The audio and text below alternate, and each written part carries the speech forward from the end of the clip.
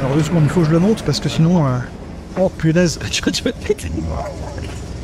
Pas pratique quand on a des bagages. J'ai passé l'âge pour ces conneries, hein. Ça, c'est une référence de l'arme fatale, ça. Notamment. Et c'est une référence aussi de Keller, hein, parce que je peux te dire que j'ai passé l'âge pour beaucoup de conneries maintenant. Bon bref, c'est quoi cette histoire hein. C'est toi qui reprends toujours les routes, mon gars. Oui, non, je disais juste avant que j'en ai quand même assez tendu parce que là, ce matin, donc j'ai rencontré le ministre Philippe Henry et ses équipes. On s'était croisés lorsque j'étais venu à Liège il y a maintenant 3 mois, mais on n'avait pas vraiment eu l'occasion de discuter. Il avait émis la possibilité qu'on se revoie plus tard. Ça s'est fait ce matin avec lui et ses équipes. Il a vraiment pu prendre le temps de prendre le temps. Voilà. Ce qui est rare. Ce qui est rare. Et il a passé 3 heures, presque 3 heures avec moi, avec nous. Non mais vraiment n'importe quoi. Ça c'est quand même quelque chose d'assez inédit parce que t'es quand même le genre de mec qui envoie des punchlines et qui va de lourd et qui va très très loin dans le détail des problématiques de ce que ça représente, tu vois, changement climatique, vie planétaire et moins d'énergie. Comment il a réagi à ça? Parce que... Écoute, comme un politicien ou alors en mode... Pas trop, en tout cas pas face à moi. Non, j'ai plutôt eu un contact très, très humain et très constructif et très direct avec lui et avec les autres. Hein. Oh. Écoute, je ne suis pas capable de te dire ce qui en ressortira. Je peux te dire en tout cas que sur le moment, ce qui en est ressorti là sur le champ, c'est que... et ce qu'ils m'ont dit à la fin, c'est que c'était très utile parce que les approches que je mets en avant vont beaucoup plus loin que ceux à quoi ils sont habitués, et que c'est rare qu'ils aient le temps de... C'est eux qui disent, moi je le fais que citer, c'est pas le ministre qui a dit ça, c'est un de ses conseillers, c'est rare qu'on ait le temps comme ça de prendre du recul, prendre de la hauteur. C'est vrai, moi je propose une approche globale. Les clés ne vont pas aller plus loin. Mais derrière, effectivement, il y a aussi des clés stratégiques, des clés d'action, et je leur ai proposé des choses qui m'ont pas l'habitude d'entendre. Et des vrais patrouilles. Genre quoi? Là, à la base, c'est ce que... La Wallonie, il a un de ses gros problèmes. Et lui, comme il parle de mobilité, enfin c'est son portefeuille, il y a une dépendance à la voiture, comme la France périphérique. Les gens ne savent pas faire autrement. Ok, on n'a pas parlé de ça. Et c'est intéressant, c'est très utile, mais on n'a pas parlé de ce sujet-là spécifiquement. Non, on a parlé d'une posture générale d'agent d'un changement de nature culturelle. Ouais. Comment ils pouvaient être des facilitateurs à la fois d'un certain nombre d'émergences. Il y a des choses déjà qui émergent des territoires. Et comment on peut les relier? Comment on peut les faire connaître? Comment on peut, derrière, susciter également et embarquer d'autres territoires, d'autres pays peut-être, et une partie du peuple sur des bascules, des changements dans les modes de vie, sachant qu'on ne peut pas embarquer tout le monde. Ouais. Donc il y a aussi des questions de... C'est quoi les leviers politiques qui sont à notre disposition? Ils ne sont pas magiques, mais il y en a. Comment on a discuté de stratégie sur... mais je ne peux pas tout te dire non plus, parce que ça ne va pas... Non, bien sûr, mais enfin... Mais globalement, comment tu embarques différents types de populations, les unes après les autres, dans un certain ordre, en commençant par ceux qui sont déjà actifs, puis ceux qui sont prêts à basculer, puis ensuite vers d'autres communautés. Ouais. Mais c'était à la recherche d'un conseil sur, par exemple, c'est quoi le récit qui embarque? Je te dis, ça n'existe pas. Il n'existe pas encore. Enfin si, il y en a plusieurs, mais... Oui, il y en a, mais c'est même pas qu'il n'existe pas encore, c'est qu'il ne peut pas exister. Quand il y a... Ça ne peut pas exister. Quand il y a 5, pas les types de récits dont eux ils parlent, et qui mobiliseraient quelque part toute la population, quoi, ou une grosse partie de la population. À partir du moment où toi-même tu es ancré dans une culture et que tu as tes propres référentiels culturels à toi, tout ce que tu es capable de produire, c'est un récit qui va parler aux gens qui sont à peu près comme toi. Et donc, je leur ai bien expliqué qu'il faut une multiplicité de récits qui proposent surtout une vision et une méthode et une posture. Et à partir de là, il faut surtout travailler en co-travail. D'ailleurs, c'est ce qu'il faut qu'on fasse, toi et moi. En co-travail interculturel avec d'autres personnes qui ont d'autres référentiels culturels, qui sont dans d'autres collectivités ou communautés, que ce soit sociales ou ethnologiques, culturelles ou autres, pour co-construire plein de récits qui vont parler à différentes tranches de la population. Oui, parce qu'il y en a un qui fonctionne et qui peut très bien matcher sur une catégorie socioculturelle, mais qui ne va pas du tout fonctionner sur l'autre. C'est qu'il y a d'accord avec ma posture ici en Belgique, ou encore Félix Marcat que tu connais avec moi le climat, tu vois. Mais donc le gars était réceptif à ce niveau-là, mais est-ce que tu lui as parlé vraiment, tu sais, ton sujet c'est la vulnérabilité des systèmes, tu vois. Oui. Des écorçants. Ça, je suis allé à fond. Voilà. Mais je suis allé aussi sur la résilience, je suis allé sur les problèmes méthodologiques qu'on a aujourd'hui sérieux dans l'approche des risques. Donc, comment on entrevoit et comment on imagine les risques et comment on imagine la prévention des risques que l'on peut mettre en place et la gestion de crise si jamais les risques se matérialisent. Voilà. Tout ça, toutes ces méthodes-là sont très utiles pour des risques classiques qui peuvent être des risques graves, hein, les classiques. Le risque classique, c'est un risque à un début et une fin, mais qui est limité dans l'espace. Bon, ben, pour gérer un risque, même le pire de truc, tu vois, la vallée de la Vèdre, comment on dit déjà? De la Vesdre. La Vesdre. La Vesdre. En Belgique? Oui. Quand il y a eu le problème de... c'était la Meuse. C'était la Meuse qui a débordé. La vallée de la Vesdre, c'est ça? Ouais, je crois que c'est la vallée de la Vesdre. Ouais. La vallée de la Vesdre, évidemment, ça a été extrêmement grave. Et c'était une disruption totale pour énormément de gens. Mais à partir du moment où l'État reste fonctionnel, à partir du moment où tu as encore, au niveau du pays, les moyens, l'énergie, les matériaux, les infrastructures qui fonctionnent par ailleurs, l'aide, elle se met en place. Je ne dis pas que c'est simple, mais l'aide, elle se met en place. Ce qui s'est passé en Wallonie en 2021, juillet, on a mis 1 an pour tout déblayer. 1 an. Je sais. C'est un épisode. Je sais. Et donc lui, il est fait de la situation, tu vois, parce qu'il a suivi une flic de près. Il y a une route qui a été occupée, dans laquelle on a mis tout le débarras. Donc 1 an de travail pour un événement climatique à un moment donné. Mais gars, on est en train de 3. Tu imagines que les courbes vont se croiser. C'est-à-dire qu'on va avoir de plus en plus d'épisodes de cette nature. Et d'autres natures, mais de plus en plus d'épisodes graves, et de moins en moins d'énergie et de matière pour les régler. J'en ai marre.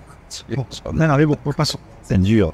D'accord, je ne vais pas te ruiner. Non, c'était juste pour dire qu'effectivement, l'idée c'était que tant que les problèmes, les crises sont conçus comme des événements limités dans l'espace et dans le temps, tu peux faire venir l'aide des territoires à côté.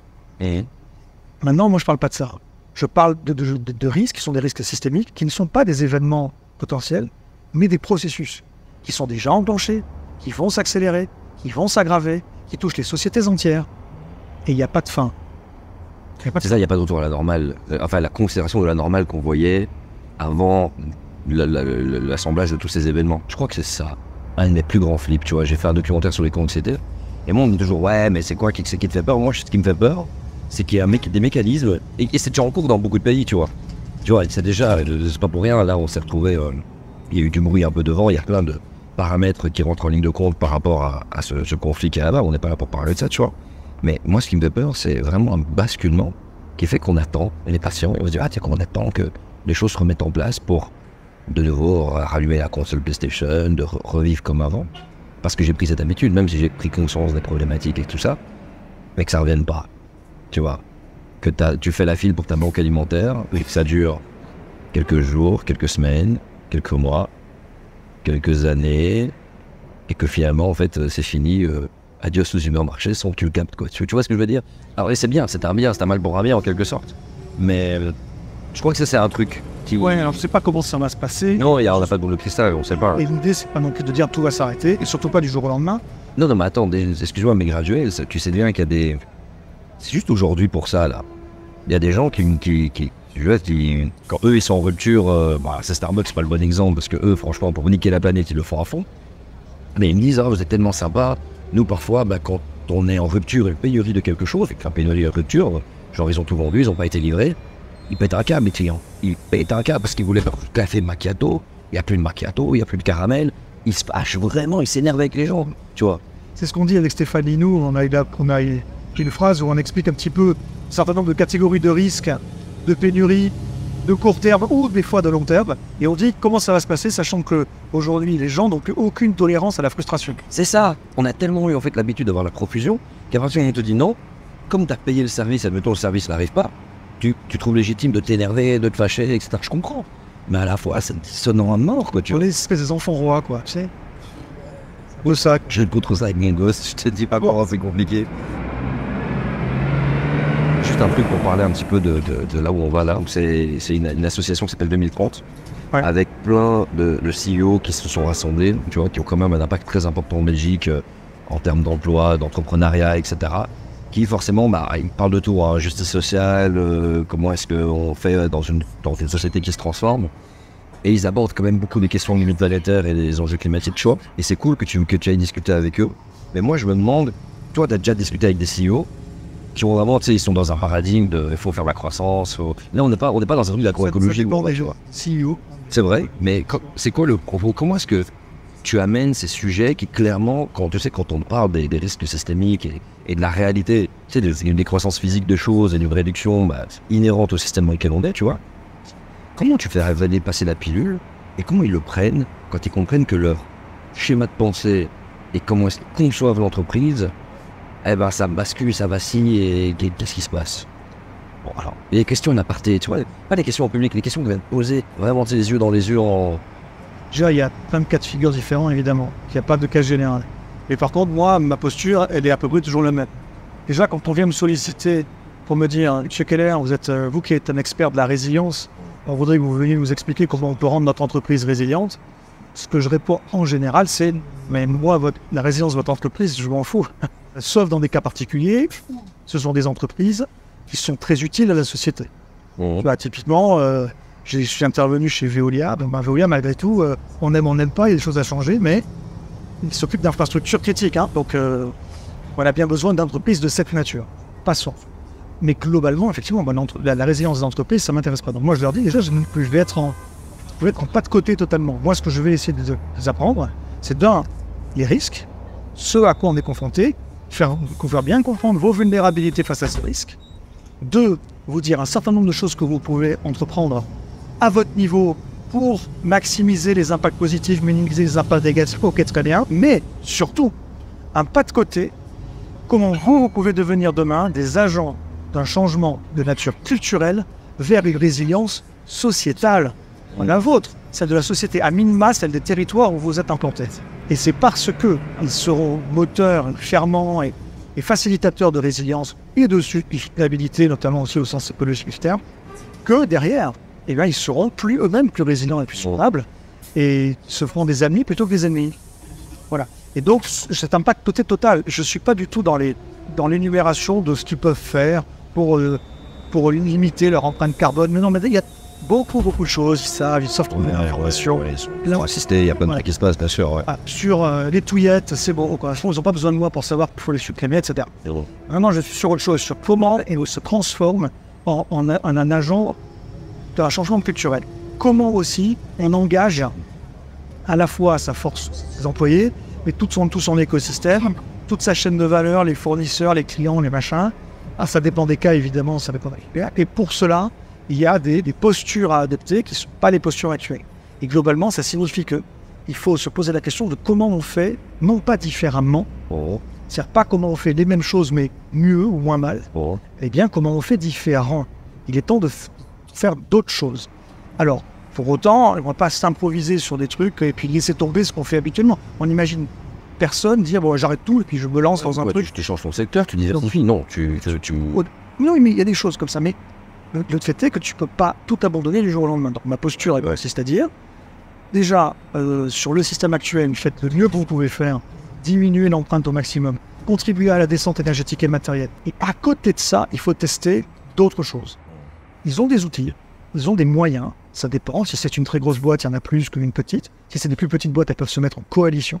Mais globalement, collectivement, on peut dégager des moyens pour tester d'autres types d'activités qui sont totalement indépendantes du core business, du métier de base de l'entreprise. Celui qui tourne pour l'instant et qui permet de rémunérer. Moi, par exemple, je suis allé voir il y a quelques mois une boîte spécialisée, une boîte française qui gère un réseau de gaz. Voilà. Et je leur ai expliqué pourquoi c'était important de s'impliquer dans la résilience alimentaire des territoires où ils sont implantés. Et ça, à la rigueur, c'est pas du tout leur métier. Sauf que pourtant, ils ont des outils à la fois pour communiquer, pour organiser, pour créer des cadres qui permettent aux gens qui sont là de passer à l'action, pour stimuler, pour catalyser un changement collectif autour de sujets comme l'alimentation, qui sont des sujets qui rassemblent. Ils ont les moyens de le faire. Il suffit qu'ils le décident. Il y a une posture un petit peu, même si c'est un exemple un peu daté, d'ailleurs tu vas me dire si ça te parle ou pas à toi, posture un peu MacGyver. Ça te parle un peu? J'ai la rêve. Ah bon, ok, mais je ne sais pas moi. Bien sûr. C'est des dit aux gens. Après 2000, c'est compliqué, mais t'inquiète. Voilà, ça m'a vieilli, MacGyver. MacGyver. D'ailleurs, c'est quoi le nom de l'acteur? C'est Richard Dean Anderson. Attends. MacGyver, si tu veux. Un stylo à la base, c'est fait pour écrire. Et là, il va le démonter, puis il va faire une catapulte, un truc, un machin, bidule. L'important n'est pas ce pourquoi l'objet a été conçu, mais ce qu'il a le potentiel de faire. Même approche, c'est du piratage en fait, c'est du hacking. Même approche de hacker sur les entreprises qui ont des moyens. Il faut qu'ils trouvent des façons différentes de les mobiliser pour des choses dont ils n'ont pas l'habitude. Et ensuite, il faut qu'ils testent des nouveaux business models, des nouveaux modèles de comptabilité, un certain nombre de choses, et qu'ils expérimentent. Ça, eh ben regarde, je peux te lancer sur un truc. Attends, je termine juste pour la phrase et après je te laisse. Non, l'idée c'est quoi? C'est que tu expérimentes, des choses qui vont marcher bien, d'autres moins bien. Et globalement, effectivement, tu peux avoir des choses qui sont tout juste profitables, tout juste à l'équilibre. Mais du coup, ça, tu vas les maintenir, même si c'est pas la poule aux œufs d'or de ton groupe, parce que c'est ton plan B quand le plan A va se casser la gueule. C'est ça, voilà. Ouais. T'anticipes là-dessus. Il faut que ce plan B soit utile à la société. Bah, regarde, j'ai travaillé sur l'énergie pendant tout un temps. Et donc une radio qui vit de recettes commerciales et tout ça. C'est la publicité qui ramène la thune, qui va permettre de rémunérer les gens pour le bar, et on dépend généralement des grosses marques. C'est comme ça que ça fonctionne avec une régie publicitaire. Des annonceurs qui arrivent et qui disent bon bah tiens, voilà des pubs, petit droit de regard, mais globalement tu obéis à ce que l'annonceur te met, etc. Et on sait très bien ce qui ramène beaucoup d'argent, c'est 1 million, aviation, voiture, voyage, tout ça bien sûr. La consommation à l'état pur, nouveau téléphone et tout. Ta Fnac, ton MediaMarkt, ton Starbucks, tu vois, ce genre de trucs. Et donc du coup ce qui est intéressant, c'est que Energy, ils ont compris la problématique.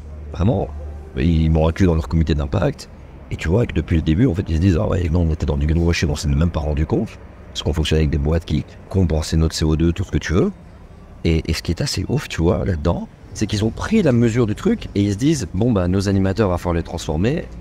Ça va être compliqué, parce que les animateurs, ils ont eu l'habitude de vanter les mérites, tu sais, du lifestyle à l'état pur, surtout sur énergie, David Guetta, tel artiste, ah ouais, grosse life, jet privé, tu pars faire qu'un festival, la vie d'Aloca, tu vois, la vie de rêve. Et là, ils se rendent compte qu'ils ont un changement culturel à opérer. En interne, ils essayent de changer les choses, tout ça. Mais ils ont vraiment compris les problématiques. Ils connaissent les vidéos, ils connaissent le travail de limite et tout. Comment est-ce qu'une radio comme Énergie, qui répond à un actionnariat d'une boîte privée, pourrait demain, admettons, je ne dis pas on est là pour leur donner la solution, mais moi, c'est intéressant pour moi et pour mon apprentissage et ma compréhension du sujet.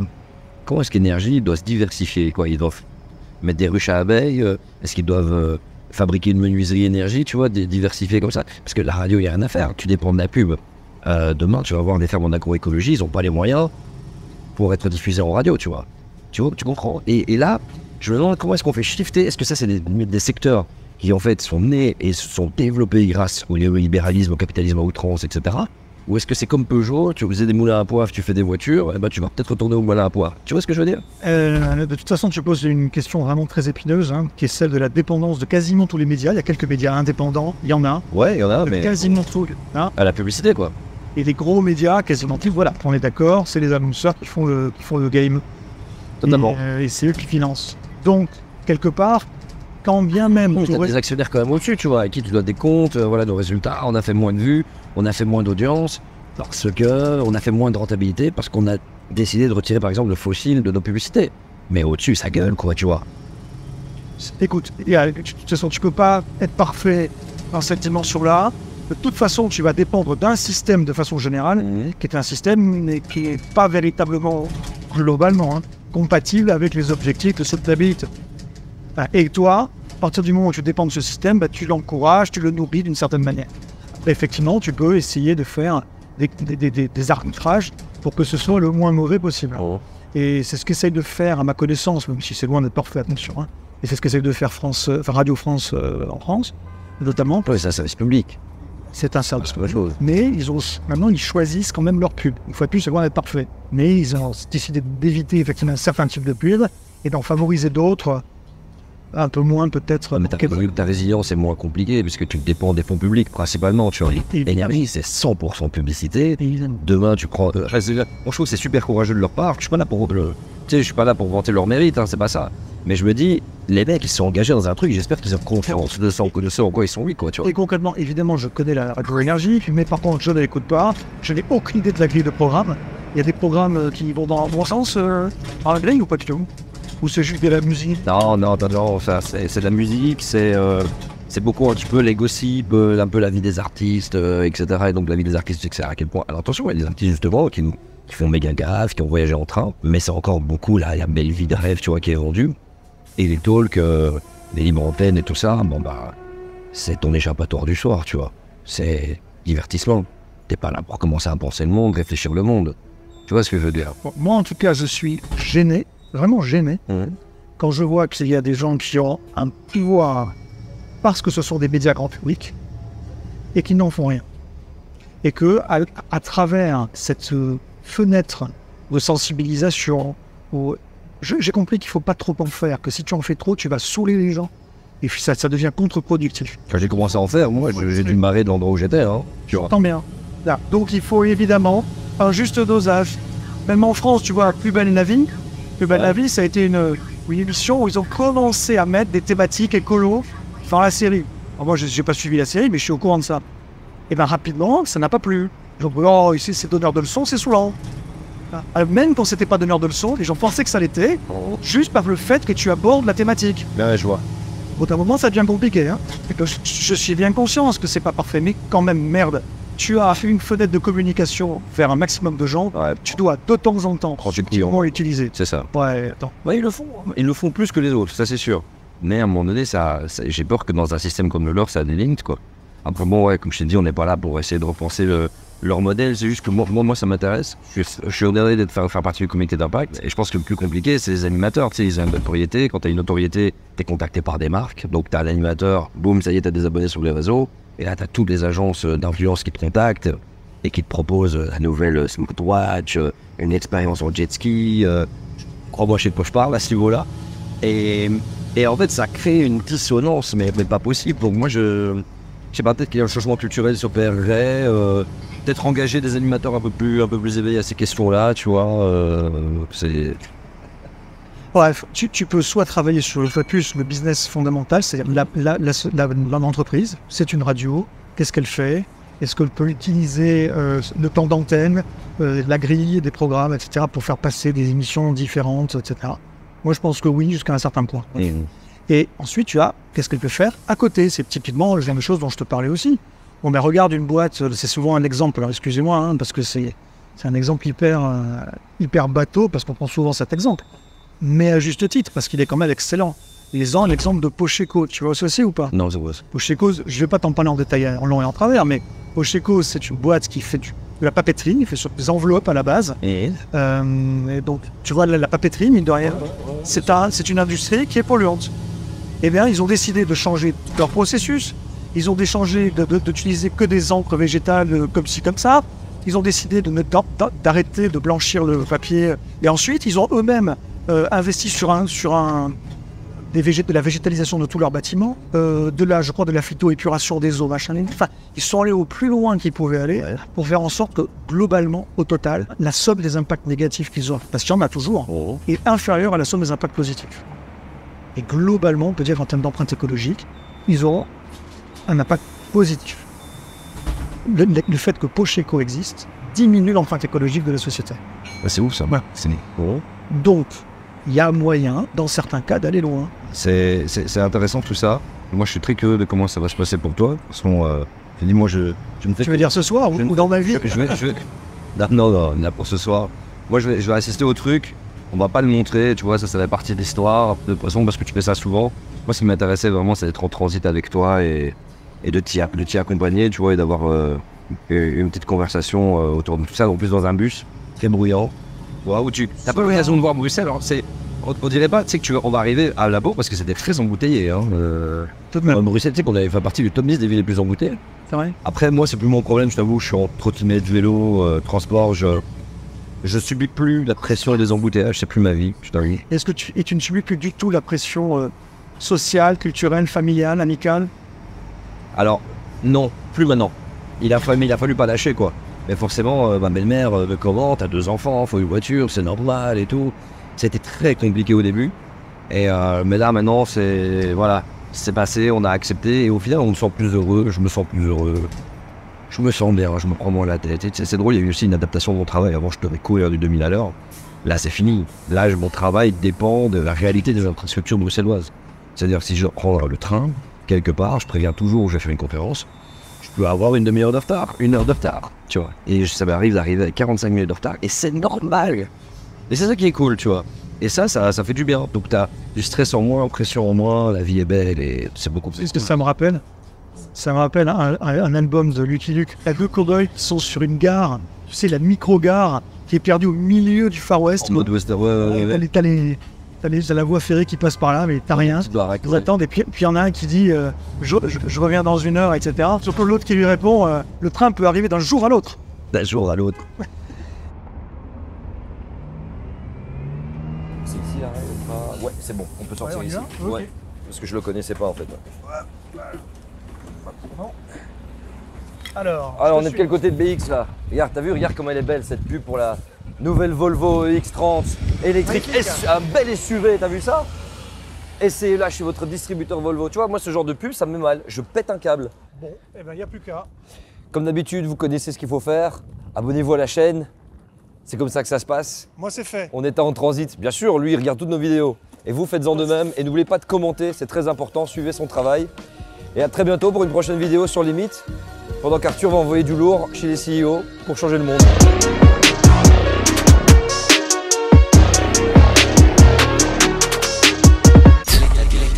Quelle est ta définition du réel ?